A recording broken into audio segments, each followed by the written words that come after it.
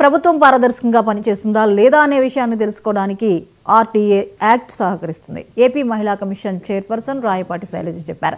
గుంటూరు జిల్లా తుళ్లూరు మండలం మందడంలో రాజధాని కమిటీ ప్రమాణ స్వీకారం, రాజ్యాంగ ఆమోద దినోత్సవ సదస్సులో రాయపాటి శైలజ ముఖ్య అతిథిగా పాల్గొన్నారు. ఆర్టీఏ యాక్ట్తో గత ప్రభుత్వంపై పోరాడి విజయం సాధించిన వారు రాజధాని కమిటీలో ఉండడం సంతోషంగా ఉందని శైలజ అన్నారు. తర్వాత అమరావతి రాజధాని కమిటీ అధ్యక్షులుగా కొమ్మినేని వరలక్ష్మి చేత శైలజ ప్రమాణ స్వీకారం చేయించారు. కార్యకర్తగా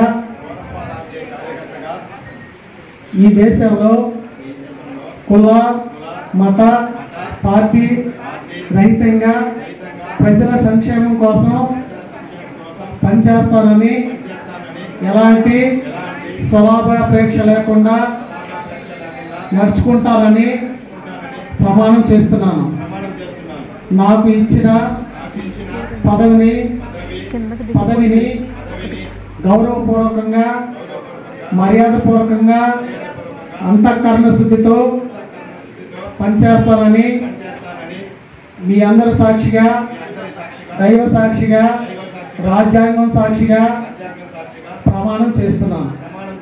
ఫోరం ఫర్ ఆర్టీఐ కార్యకర్తగా ప్రాంతంలో మందరం గ్రామంలో ఫోరం ఫర్ ఆర్టీఐ ఆధ్వర్యంలో ఏర్పాటు చేసిన రాజ్యాంగ ఆమోదపై సందర్భంగా ఈరోజు ఇక్కడ మంచి సభ జరిగింది. దానిలో ఆంధ్రప్రదేశ్ మహిళా commission chairperson doctor Rayapati Shailaja గారు పాల్గొనడం జరిగింది. మరి ముఖ్యంగా ఈరోజు యొక్క ఉద్దేశం, మరి 76 సంవత్సరాల క్రితం మన భారతదేశం పరిపాలించే ప్రజాస్వామ్యం మనుగడకి, అలాగే అధికారాలు కేంద్ర రాష్ట్ర ప్రభుత్వం అధికారంలో బదలానికి ముఖ్య కారకమైన ఈ యొక్క మహారాజ్యాంగం ఆమోదం పార్లమెంట్లో ఆమోదం చేసి 76 సంవత్సరాలు అయింది. మరి రాజ్యాంగం పొందుపరిచిన మహనీయులు డ్రాఫ్టింగ్ కమిటీ చైర్మన్ అయిన డాక్టర్ బిఆర్ అంబేద్కర్ గారు, బిఎన్ రావు గారు, అల్లాడి కృష్ణరామయ్య గారు, పట్టాభి సీతారామయ్య గారు, ఎంతో మంది ప్రముఖులు ఈ రాజ్యాంగం రచించడంలో ప్రముఖ పాత్ర పోషించారు. మరి ప్రపంచ దేశాల్లోనే అతిపెద్ద రాజ్యాంగం 395 ఆర్టికల్స్ రాజ్యాంగం.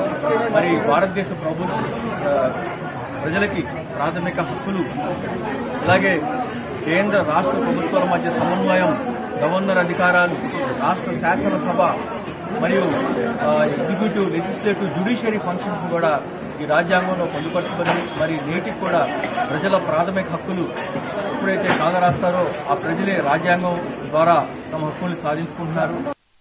ఈ రోజు మందడంలో ఫోరం ఫర్ ఆర్టీఐ వాళ్ళ అసోసియేషన్ తరఫున రాష్ట్ర సదస్సు మరియు అమరావతి రాజధాని కమిటీ ప్రమాణ స్వీకారానికి ఈరోజు విచ్చేయడం జరిగింది. ఎందుకంటే మేమంతా ఈ కమిటీలో ఉన్న సభ్యులు కూడా ఆ రోజు అమరావతి ఉద్యమంలో పాల్గొని అప్పుడున్న గత ప్రభుత్వం ఏదైతే కక్ష సాధించిన చర్యలు తీసుకుందో వాటన్నింటినీ కూడా పోరాడి ఈరోజు అమరావతి సాధించడం, తిరిగి ఆ పోరాటంలో ఉన్న సభ్యులు ఈరోజు మళ్ళీ ఈ ఫోరం ఫర్ ఆర్టీఐలో కూడా ఉండటం ఆనందదాయకం. ఎందుకంటే ఆర్టీఐ చట్టం అనేది 2005లో వచ్చింది.